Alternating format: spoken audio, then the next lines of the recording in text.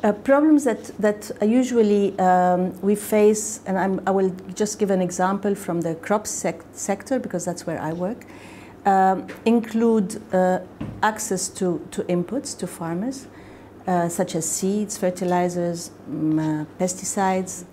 Farmers in these remote areas have a lot of varieties that are highly adapted to their very local conditions, and they want seeds of those varieties, which are not available in the market. So sometimes it is a matter of getting the seeds from them to them as quickly as possible and as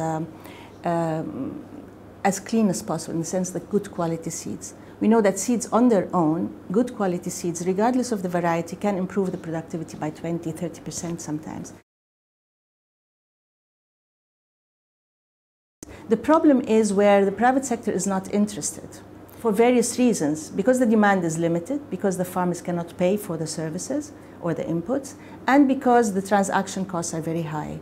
They're scattered all over the place, so you cannot get them there. So this is where we try to build farmer organizations, farmer groupings to create the critical mass for the demand, as well as the awareness for the demand, so that more and more private sector is interested in moving in, and and farmers move out, so that they can link up and get that sustainable relationship.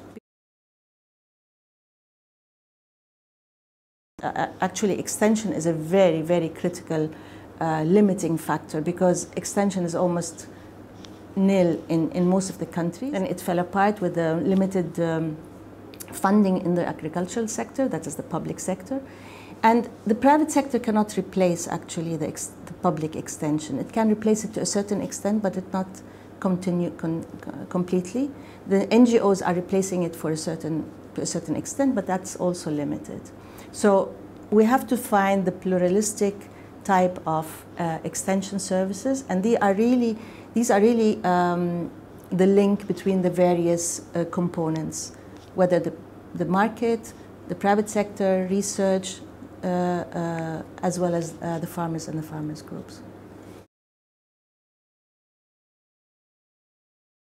Empower them to be able to take decisions on their own without our being there. That's the most important thing, to be able to take decisions so that they can build their own institutions, fight for their rights, move forward into the system, bargain for their increased income, and be able to get their own solutions in case of any shock that comes from outside.